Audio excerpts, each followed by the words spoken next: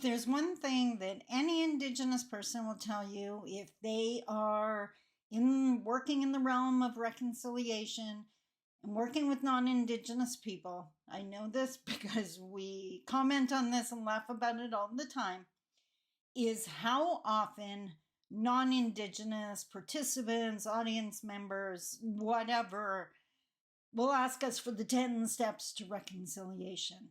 They want the checklist. They want the to-do list. And I get it. I get it. We all have incredibly busy lives. And could you just tell me what to do? I'm happy to do the steps. Just tell me. Problem.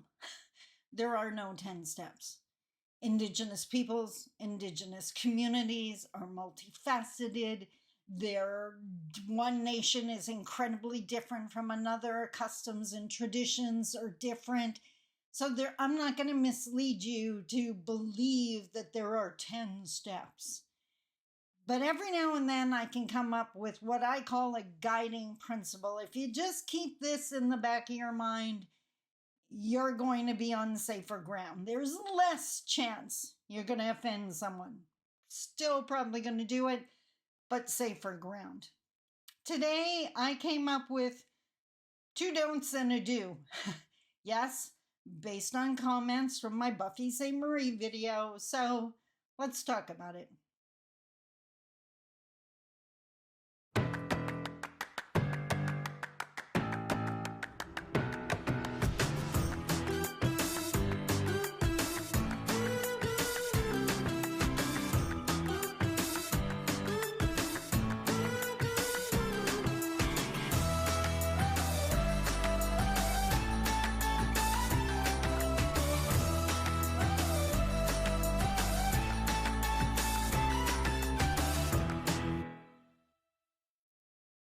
Bonjour.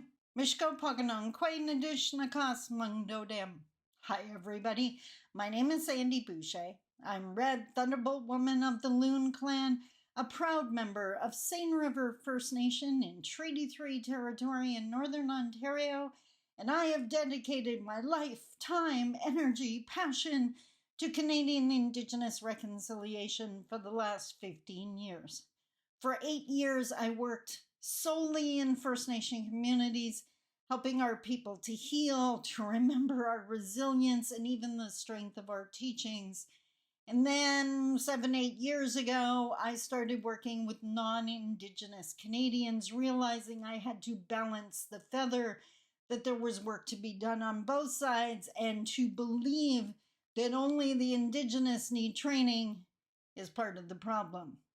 So that led me to my YouTube channel. That led me to a lot of my seminars and workshops and keynote speeches, just helping build the bridge across the divide, helping to replace stereotype with facts and information. And I love the work I do.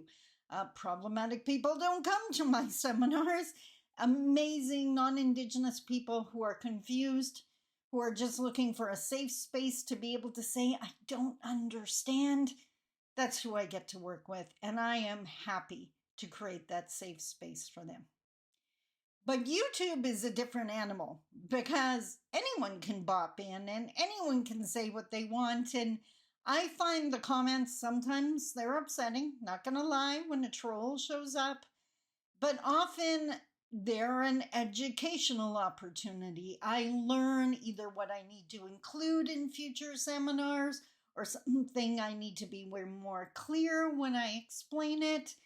And that's what brings me into the principles. So some of the principles you've heard me talk about time and time again, the back-to-back principle. Understanding that you do not see the whole picture, which of course ties into the humility teaching. That Indigenous people are just going to see the world differently than you, are going to see this project differently. And by listening to them, not to correct them, but to be able to see the full vision is going to be to your advantage. Another principle that I use often is that humility builds bridges, ego burns them. So again, you're going to hear me talk about humility on a regular basis because based on a conversation I had yesterday, it's becoming clear to me that for reconciliation to work, it's often going to require non-Indigenous to slow their jets a little bit. That non-Indigenous are so used to just saying what they want to say, or just that privilege oozing out of every pore, that they don't realize, maybe step back a sec. Just think about it before you say it, and we can actually build a bridge. So adding to those principles, we're going to do today's don't, and do. And I'm commenting on this because, yes, a comment on a recent video reminded me of it, but it happens a lot. This is not rare. So the first thing that you should never, ever do, I haven't done one of these videos in a long time, don't ever comment on a conversation or a video or a post on social media starting out with, well, I know nothing but, and then go into a big long explanation of what you think you know or the assumptions you're making.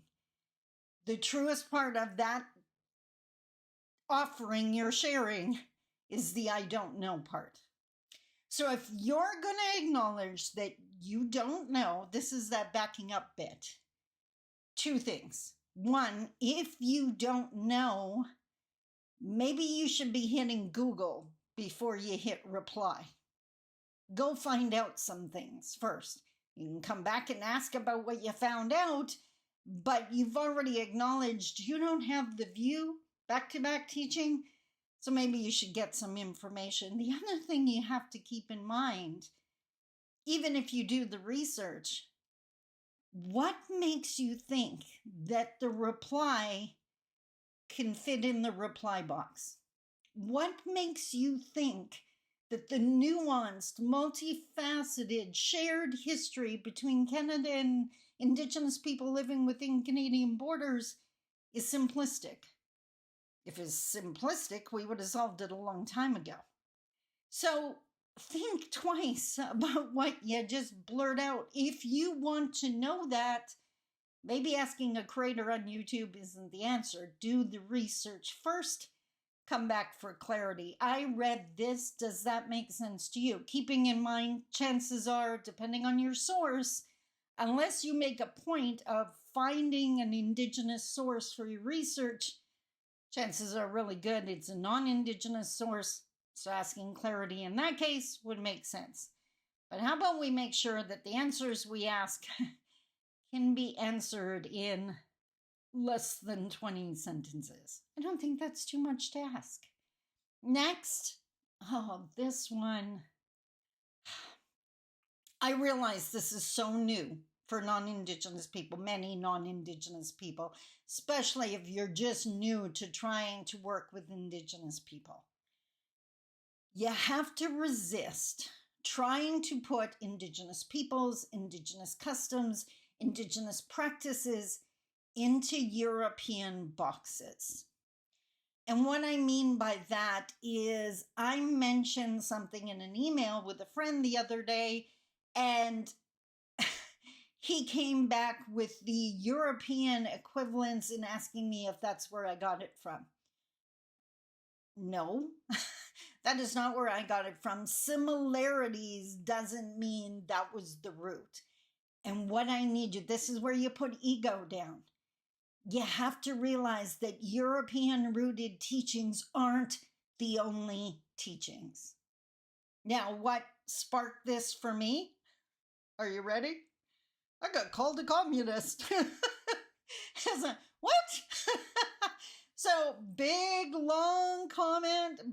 Because of future comments after that, this person has now been removed from my channel, so you're not going to find the comment. But, yeah, based on a few things you've said, I'm going to assume you're a communist. We all know what assume means, right? Okay? What?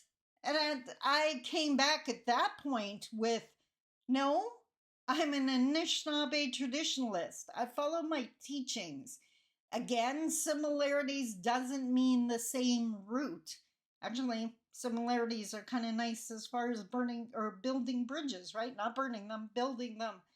So, no, I'm not a communist because we believe in taking care of everyone in our community and that no one is left behind. We don't let people starve. There's a lot of people that believe that. They're not communists. Maybe some are. I'm not. So stop. Stop with the European references.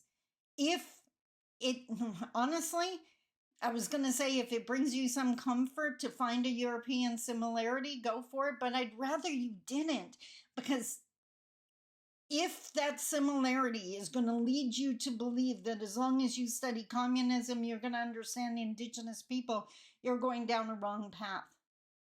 Be okay with learning something new. If you don't, and do not assume that in Anishinaabe teachings, indigenous teachings of the Ojibwe people are the same as the indigenous teachings of Coast Salish people in BC or Mi'kmaq on the East Coast. Quit assuming. Just accept, consider it, think about it, add to your knowledge. That doesn't mean you're going to appropriate it and use it as your own. You're learning about us, right? Last but not least. And the last one. If I could get people to do this, I'd be so incredibly happy. So what? It's assumptions. I guess we're going to take out assumptions here. A lot of people, I'm not going to try to guess a percentage, less than there used to be, I hope, will look at a First Nation community or the poverty of a First Nations family, whatever the case may be, and make assumptions about why they're that way. And of course, often they're the really negative stereotype assumptions where we like poverty, we're welfare bums, we just want to be a drain on the Canadian coffers, all that garbage. Don't go there. What I want you to do here is, and this time I'm actually going to give you a question you can ask yourself. I'm going to be really nice to you. The question is, if the stereotype isn't true, what could have caused this to happen? If the stereotype isn't true, what could have caused this to happen? So if the stereotype that all Indigenous people are lazy isn't true, then how could this community have ended up so impoverished? Then go do your research. If the stereotype that all Indigenous people are addicts is not true, then why is my friend suffering so much? Maybe have a conversation. What you have to do is understand stereotypes aren't true. By the way, we have 100 stereotypes about non-Indigenous people too. And yes, I had to unpack those to be able to do this work. We've been trying to work with non-Indigenous people since you got here. Just trying to get you to meet us in the middle of the bridge. So don't say, well, I don't know anything but, and launch into some big thing. Don't try to put us in a European box just because that's your comfort zone. That would be assimilation.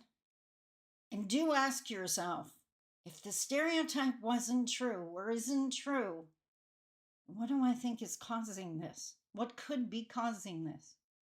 If you could do those things, we are getting so much closer to building the bridge. I hope that helped. I love you. Take care. Bye-bye.